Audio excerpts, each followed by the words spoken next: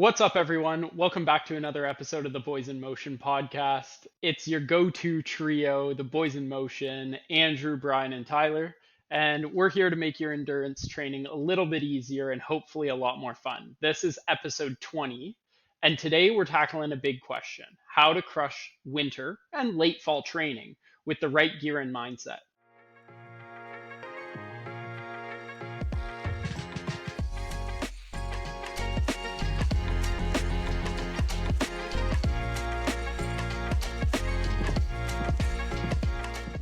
Those early morning and late night runs are starting to get a little bit chilly, and it's getting to that time of the year where skipping a run can get a little bit tempting because of the outside temperatures. But trust me, if you get yourself some of the right gear, a solid plan, and maybe some friends for accountability, winter training can become your secret weapon for staying ahead for that next big race cycle. I gotta admit, winter used to be my off-season excuse with old man winter, but now, cold weather running and even some cross-training like get those skis on ya, count me in. Plus, who doesn't love the feeling of finishing a nice workout in the cold? Nice and brisk, you feel that extra burn, and that coffee just tastes a little bit better after too. Let's jump in and share how we stay strong and motivated when the temperature drops to below zero. Yeah, for sure. So I think it's important to preface this conversation in that with the winter coming, we're going to have a lot more kind of deep dives into specific things like really like outdoor running gear or indoor bike training season and the plans that come along with some of that. But today we're going to keep it high level enough, kind of go through some of those top and key points when it comes to beginning a successful winter training block. It's the best time to get some of that volume in. Your social calendars kind of free up, but with that cold comes a little bit more friction in getting out of the door. But there's a lot of opportunity that comes with winter training. I absolutely love this chillier fall weather we've been getting. How do you guys feel about it? I mean, I say it every single year. Winter training is my absolute favorite time to train. It's a little bit harder to get out the door, as I mentioned, but then once you're out the door, actually doing the activity to me is so much easier because you're not overheating from those hot and humid summers.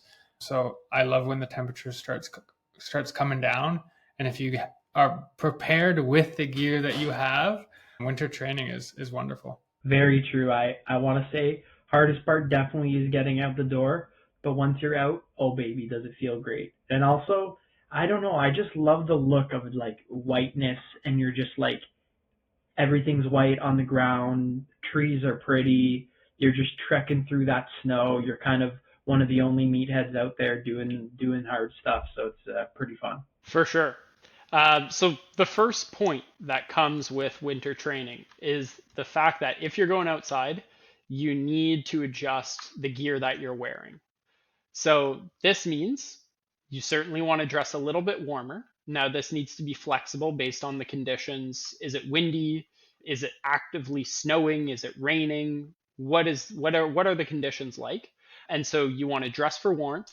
You want to have moisture control, because sometimes you go out in a little bit too much gear and it's just like a sauna. So you need to have enough flexibility in what you're wearing to sort of adjust your internal temperature. Yeah, as it gets colder, I think the key piece here is that you always want to be layering up, not just wearing your big, huge ski jacket, putting that on and thinking I'll be warm with just, a little t-shirt underneath.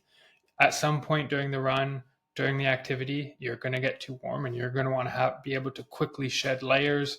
So having a skinny wind layer with some warmer layers on the inside is a great option. And same with gloves, having multiple glove layers so that you can take them off, so that if you start getting a little bit too warm, quickly take it off and continue, and you're not a sopping mess once you come in from the cold. I find it also depends on the people and how sensitive you are at certain parts of your body. Like, I know my ears and my hands get freezing, and then no matter what temperature, but some others, they could go almost all winter without gloves just because their hands get real hot. So it depends also on personal where you lose much body heat, and also how you prefer to run and how do you feel comfortable too. It's a big difference. Oh, for sure. I have delicate little, inside Typer man hands. I don't have those tough construction hands, so I need the gloves. Another thing that I, yeah, recommend is a buff. Whether you're putting it on your face or over your head, it's a nice flexible accessory. In addition, I also think investing in a pair of glasses that are not like shaded, so like just clear sunglasses, we'll call them. I remember the first pair, I just went to the dollar store, got a pair of like safety glasses, and that worked because in the winter, if there's any precipitation, if it's snowing, often your eyes will just get ruined out there. So just having some clear film over your eyes is also a good tip for extra protection. When it comes to eyewear, though, the one thing is that for me, neither of you wear glasses, but for me, wearing actual glasses in the winter, I know when I will get like a ski mask on when it gets really cold or buffs. One consideration to think about is that the steam from your breath, it's very likely that it will fog up your glasses. So I find not fully covering your nose or just covering it right at the tip and kind of allowing steam escape hatches at the side of your face helps a lot, or else you'll just be running around not knowing where you're going and maybe slip on a patch of black ice. So be careful out there. Oh yeah, Andrew the steam engine. I can just imagine running like 330 kilometers and just steam like Thomas the Tank Engine. So in addition to that, footwear is also important, right? It's slippery, whether it's wet, there's ice, there's snow. It's certainly something you want to have. So some cold weather footwear, look for shoes like trail running shoes or actual like there are winter running shoes. Gore-Tex is a recognizable kind of label that you'll see, which is sort of a waterproofing mark that a lot of running shoes and trail shoes have nowadays. In addition to that, throwing on a pair of wool socks in those colder times is also a tip. Don't just stick to your regular cotton materials. Sometimes wool socks can, save your toes from hypothermia. Yeah, love it. Thick socks, definitely. That's one of the first things is the nice winter running socks keeps the toes nice and warm. And then yeah, if you pair that with a nice pair of Gore-Tex shoes in the snow, there's nothing better. Nothing better than some warm toes, warm and happy toes. You know me, I love the cross training. So let's dive into a bit of some cross training activities to do to complement your running, let's call it. What do you guys like to do best to do in the winter? Yeah, so of course there's a ton of indoor training options, but I think for this episode we're going to talk mainly about actually getting out the door to do some activities. But of course, there's a suite of options on that side, which we'll dig into in another episode. For cross training outside, I absolutely adore a winter hike. Sometimes my partner and I will go out, maybe grab a backpack, make it a little harder on myself, and then some micro spikes in the shoes and just hit the trails. It's beautiful. It's nice, it's snowy, and it's a lovely experience, and it gets some of that good zone 2 exercise in. One of my favorite things in the winter, and in recent years it has become a little harder to do, but is skiing.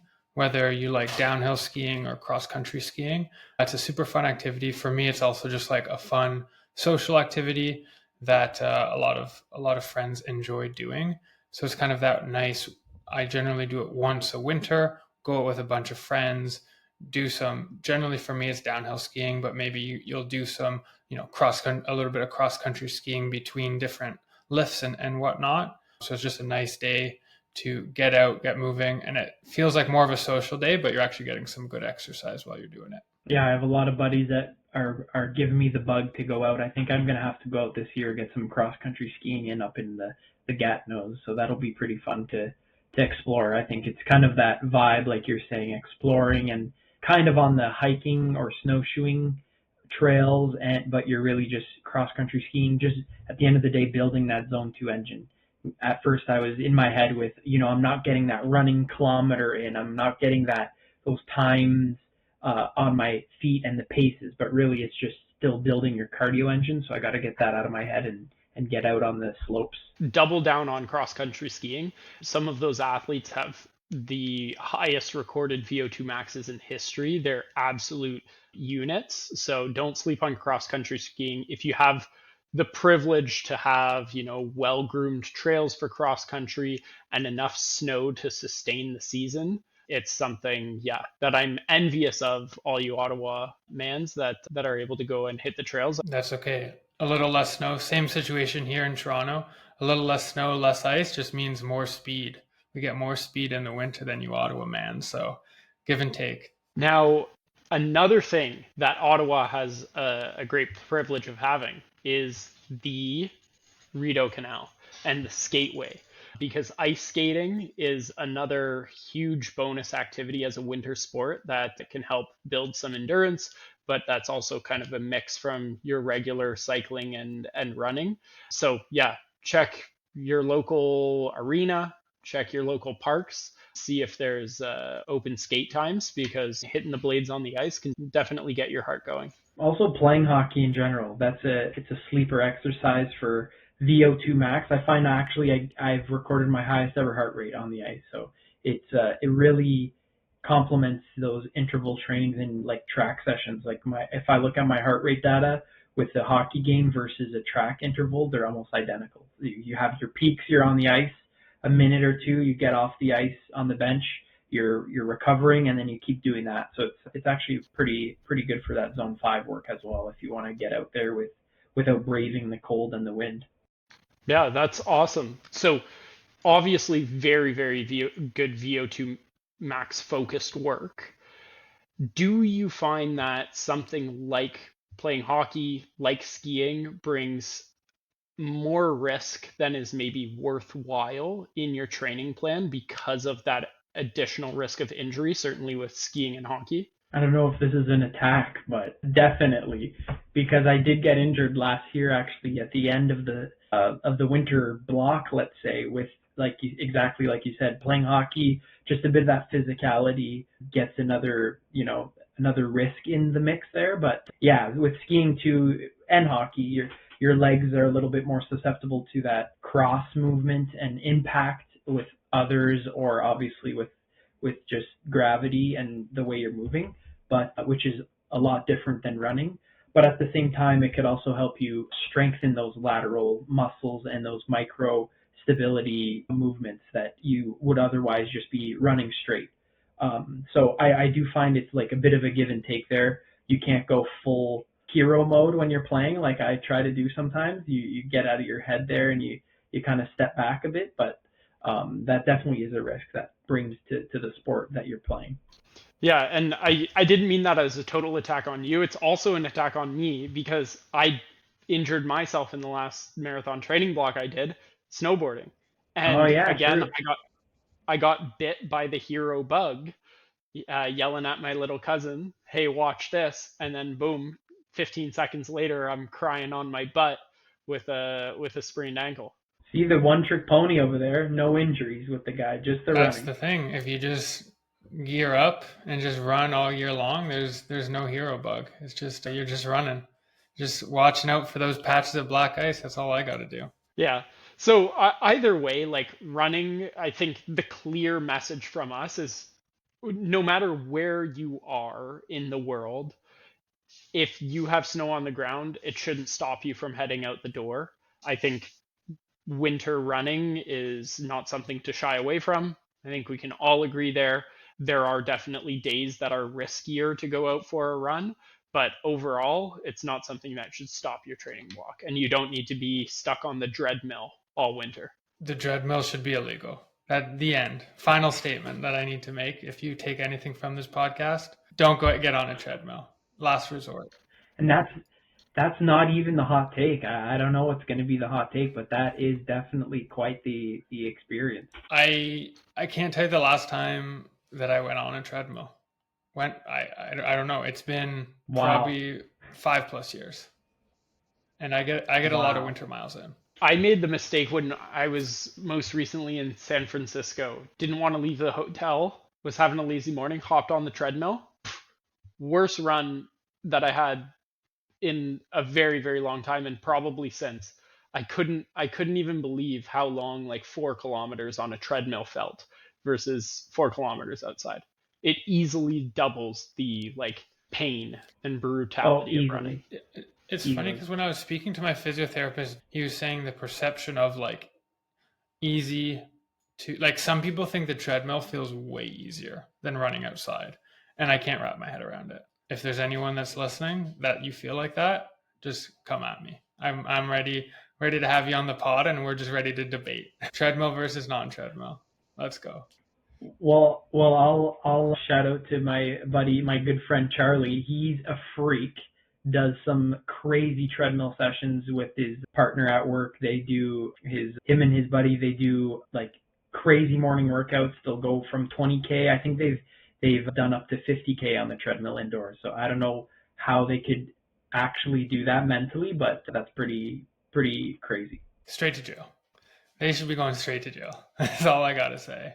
Yeah, that's insane. Okay, I just want to transition us to another topic that is very, very important for any endurance sport, but especially in the winter because it's a little bit tougher to listen to what your body needs because it's not always screaming in the winter that it needs hydration and food. So let's dig into some of the nutrition for winter training. So, how do you adjust your hydration needs for cold weather runs and activities? I generally, for most of my runs, the protocols for hydration is I try to keep them pretty similar. Like you said, my body is probably not going to tell me that I'm thirsty, but the hydration requirements are still there. I might dial down my electrolytes a little bit in the winter since I'm not sweating nearly as much. So I will dial that quite a bit down and just go with more of a carb drink with like light sodium. But I'm still trying to drink a good amount and also fuel very similarly. And that might feel a little bit more challenging in the winter. But it is good to just get into that. If you've built that habit over the summer, just keep that rolling into the winter. Your body will thank you for it during the recovery phase. That is interesting because that's something I do tend to forget a lot is proper hydration. And depending on the runs, I do bring nutrition, but I would say probably not nearly as much as I probably would in the summer, sorry. I also find winter nutrition just a whole other ball game. Like obviously everything freezes on you, so those gels are nice and rock solid, or even candies I find like they're literally you can't chew them. So like I don't know, what is your go-to winter nutrition? A lot of times I will do in the winter, since often my intensity is a little bit lower, I'll go for more of that like dried fruit, the softer dried fruit. One of the favorites is apricots because they seem to stay a nice consistency and won't get rock hard like little gummies or anything. So that's a go-to for me. Yeah, and I'm similar to Andrew. I find that some of the gummies, and I remember specifically a honey stinger that I had on a tough workout that I could not consume.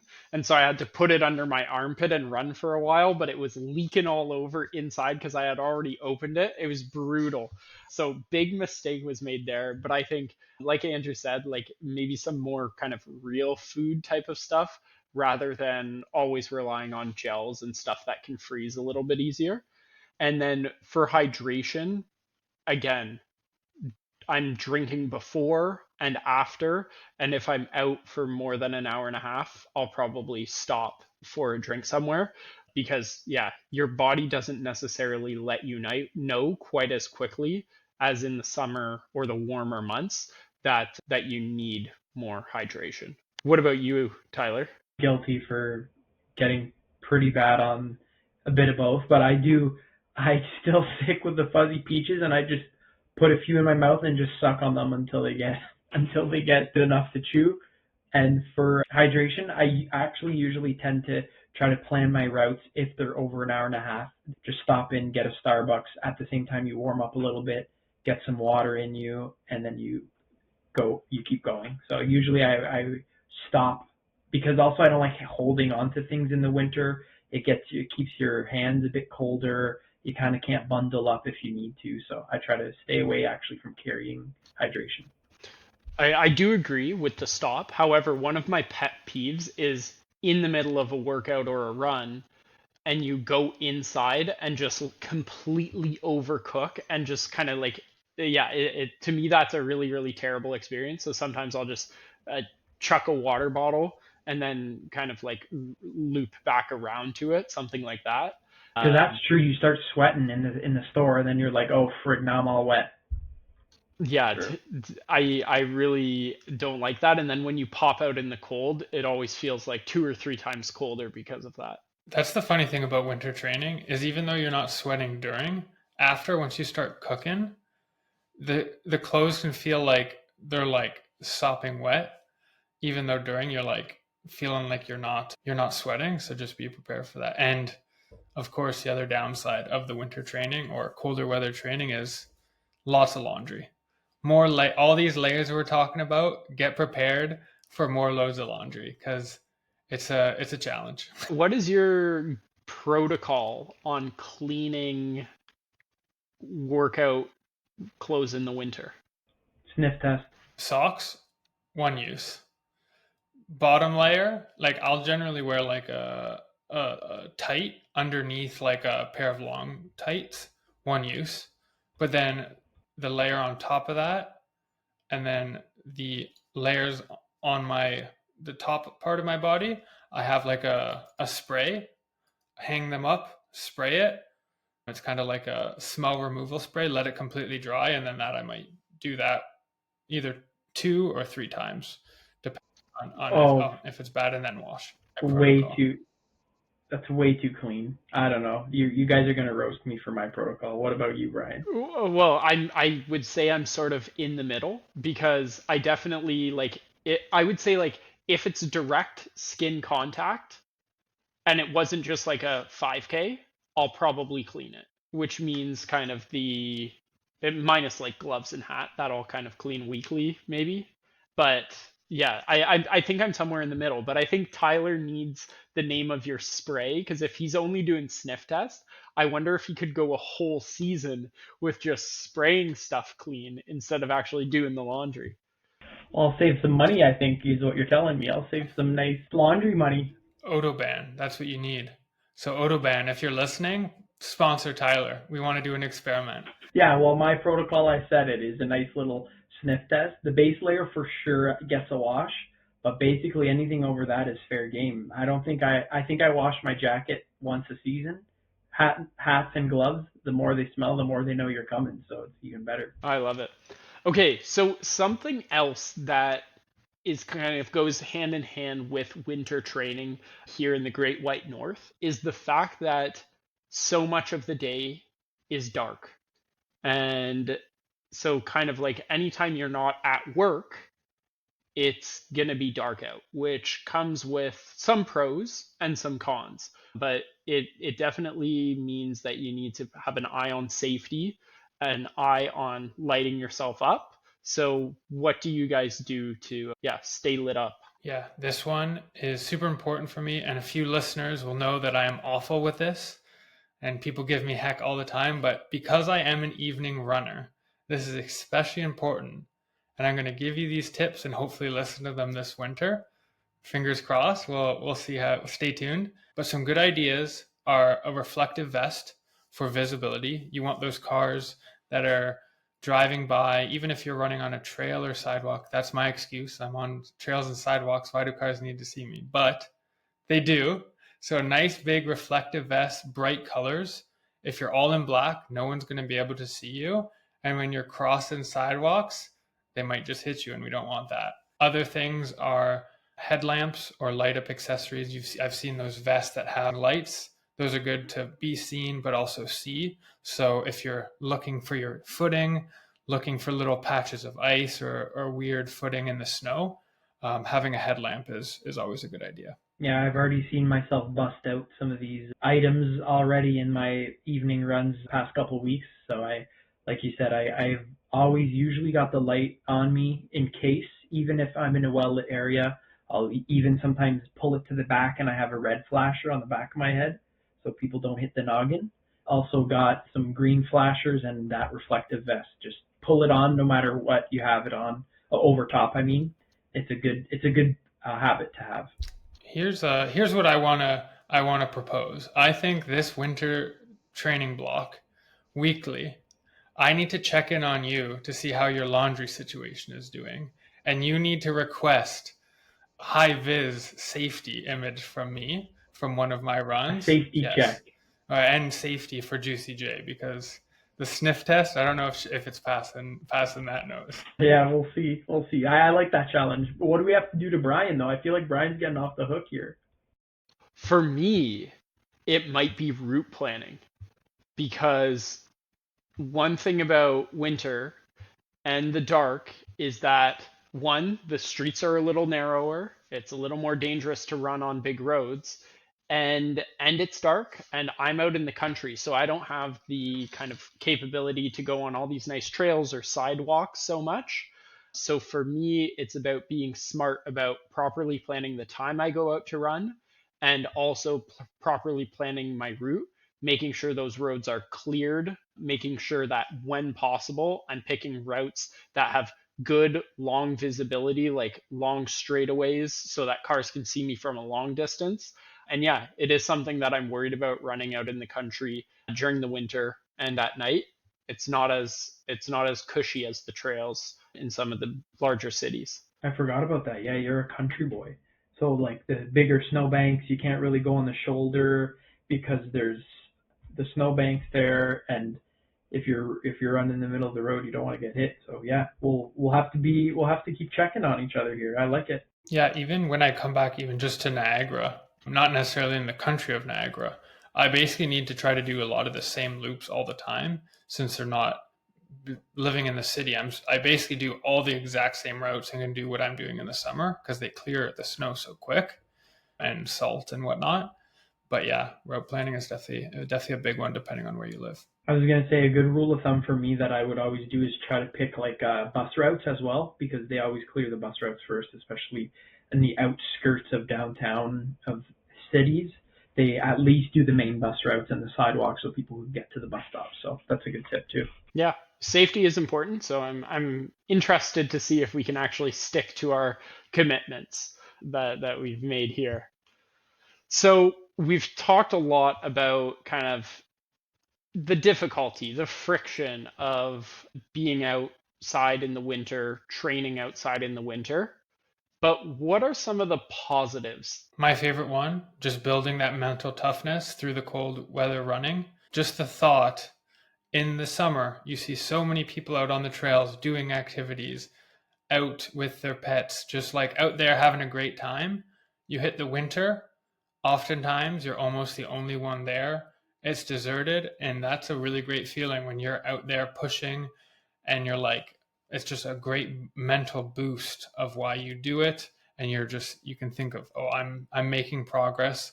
A lot of other people are just, deciding to stay indoors. They might be training indoors, but training outdoors is special in the winter, I think. What about you, Ty? What's a positive that comes with winter training? Well, I want to echo what Andrew said to start is just I like doing hard things. So just that winter aspect just makes things harder, and I just love making it hard and making it a challenge. So no matter what, you go out there and you could say you went out on that -20 run. People think you're crazy. They already think you're crazy anyway, so you might as well keep it up in the winter. So it's nice. But I like using it to like when no one's watching, you're still building, you're getting into the spring usually stronger than you left the summer. So it's usually a good time to build your base even stronger. Not do as many races, let's say, but you could still be working hard, running, strength training, or cross training, and it'll still do some good stuff for you when it comes spring and summer when everyone is watching. So it's really fun. How about you? Yeah, I agree. It's all about embracing the elements, right? We're endurance athletes, 365. So year round, I'm not going to let that kind of stuff stand in the way. I think it just helps those mental gains, helps your long-term fitness gains, and it's nice to know that, some of your competitors that will be at the start line in spring are taking the cushy route. They're going to be indoors on the couch with a hot cocoa and a book while you're out there smashing workouts. I just love that. I also think setting small goals for the winter is also something that is key. So having something that you're training towards in the spring, it will make your winter more impactful because you have your eyes on the prize. You might be actually in a block actively during the winter rather than just kind of training or doing base training.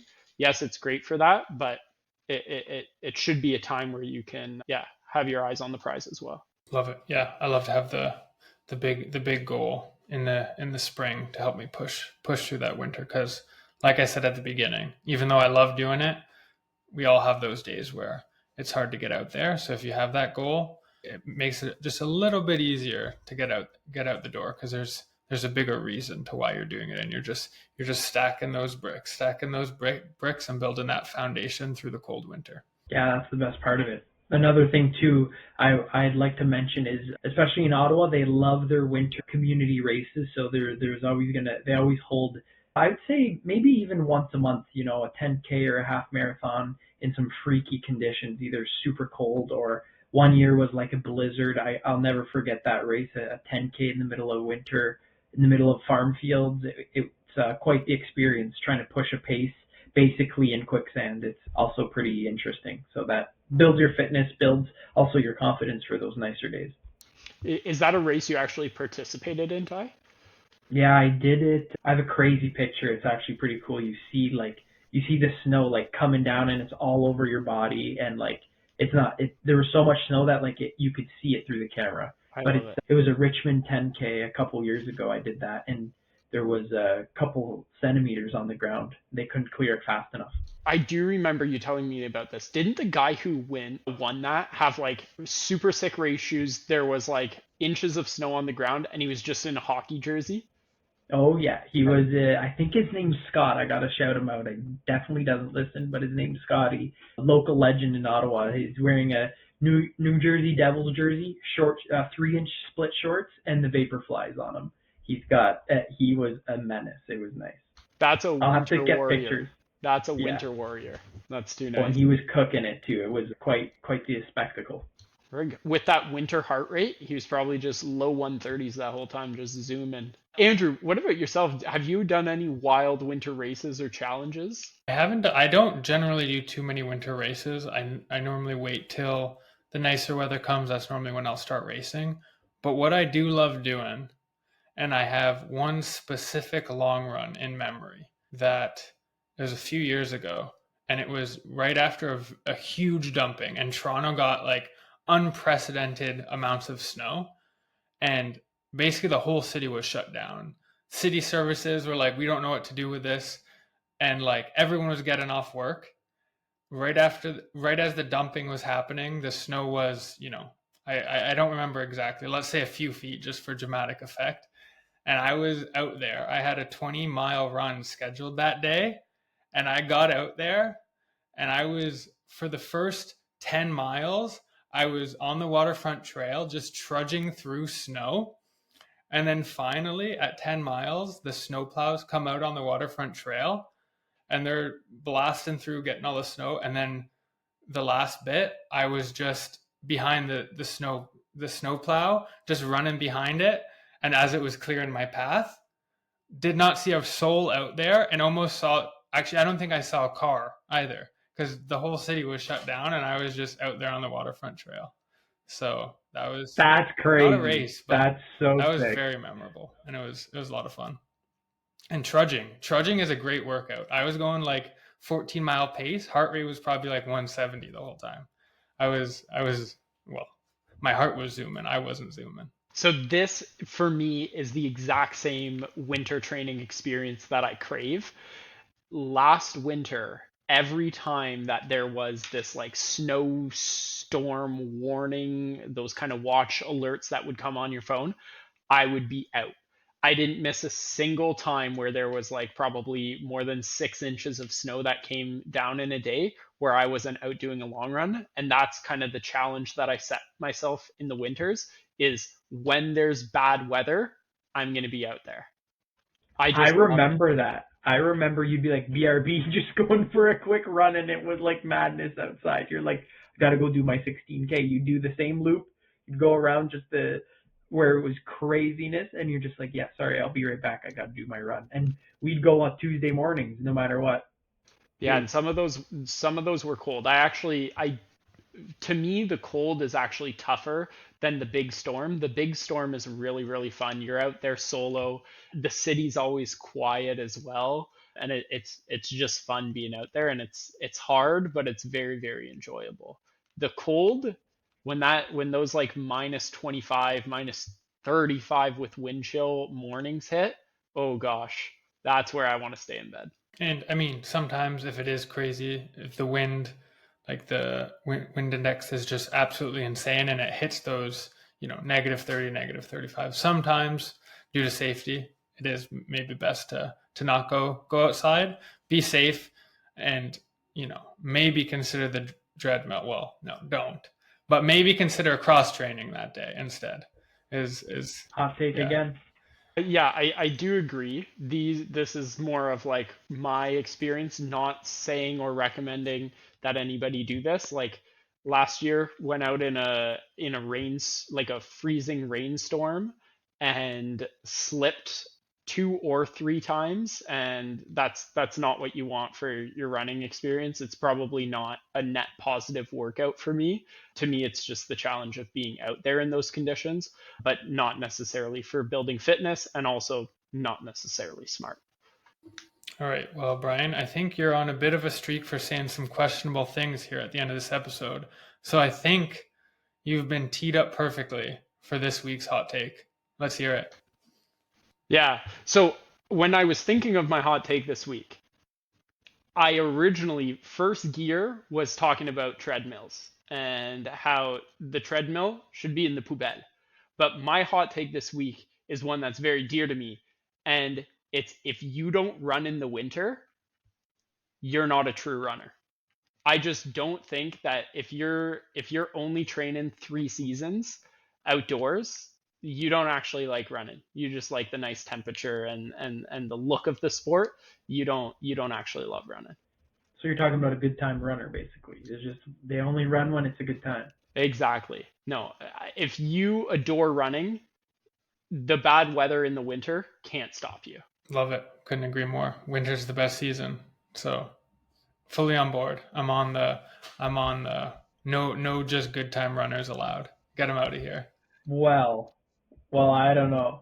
I did get a gym membership for the treadmill itself last winter, so I might be on the treadmill train for the bad weather because I love indoor training.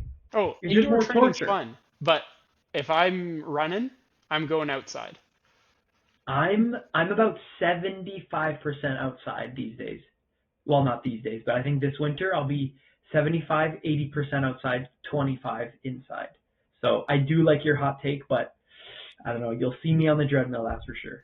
Yeah. The one thing that I will say, and kind of a counter to this, is if you've got speed workout that are at risk because of bad weather, because a lot of the time, if there's inches of snow on the ground, it's tough to get in a really good speed workout that is safe if you don't have flat, good, solid, clean terrain.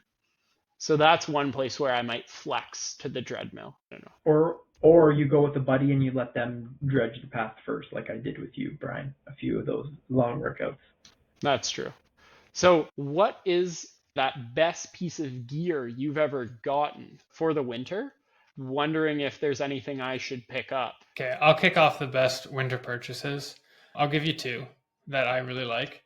One is, and Brian, you mentioned this in our shoes episode, is Gore-Tex shoes. One, trail Gore-Tex shoes. If you live somewhere where there is a lot of snow, maybe some ice, a pair of trail shoes is going to be a great option for winter running. And then if you pair that with the Gore-Tex, it'll just keep your socks just much drier through those training miles. Used Gore-Tex a lot last training block, and then I switched to a non-Gore-Tex shoe just for one run because I was traveling and I didn't have my Gore-Tex shoes, and it was crazy the difference of how sopping wet my socks were at the end of that run, and it just made the run so much less enjoyable. So whether it's trail Gore-Tex or even road Gore-Tex, depending on what your sidewalks or running conditions are like, great option for the winter. And my second option for the fingers, because I'm also a cold finger boy, is switching to running mitts. I have a pair of convertible that have fingers if you need to do something, opening gels or something like that, or you need your fingers, but they have the mitt. Yeah, Tyler knows. Okay. I don't know if I like that first motion you made, but Tyler knows the mitt will keep those fingers nice and warm and happy throughout those long winter runs activities. You got the mitts warm for sure. You got to keep them warm. That was going to be my number one. I was picking the finger, and the mitts, the double. I really like those, and I'll go with a different pick than Andrew. I picked up a nice pair on sale, but very good quality Under Armour. They're called Cold Gear or Cold Technology. So they have they're still very thin tights, but they're I think double lined with some sort of, they have this pattern in it. It's for the cold. Don't ask me the tech on it, but it actually works. I could usually wear those up to almost -10, I think, before I have to actually layer another pair up on over top. But those are my go-to. They're very comfortable, very breathable at the same time, but keeps your heat in. So it's kind of reminds me of those aluminum blankets that they give you at the end of races. It just keeps you warm, but very thin, so it's good. I like those. That's my pick. You, Brian? Yeah, so I'm going to double down on visibility. I think having a headlamp so that you can see is just as important. And then I think it's also useful to have some sort of reflective gear, whether it's in your hat, your shorts, a vest that you put on. That's really key. And you can go to a thrift shop and find a little safety vest if you just want something to throw on. And then finally, to keep those toes warm in tandem with those Gore-Tex shoes, a nice pair of wool socks or a few pair of wool socks, a little bit thinner. Hiking socks work great, but yeah, that's nice to keep the toes warm in the cold. I gotta try the jacket potato too. I was thinking of that the other day. Do the shout out to our other episode a while back, but I gotta try the jacket potato for sure. That's true. The tinfoil toes, tinfoil over the toes is something that I wanna try. Wow, I'll try it on the 5K. Well, that's perfect. That's a lot of good tidbits this episode. Love it. Yeah, I think that wraps it up. And I think we have given our listeners quite a bit of good to transition into this colder training, and a couple good challenges for the three of us to hopefully do throughout these winter months. But yeah, once again, thanks for joining us today on this episode of the Boys in Motion podcast. We hope this winter gear talk got you pumped to brave the elements, or maybe at least reconsider taking the season off. And remember, avoid that treadmill like Andrew is advising against. Also, be sure to follow us on Instagram, TikTok, YouTube, and join our Strava club. Join the motion, let me tell you that much. Stay connected and stay motivated throughout those winter months.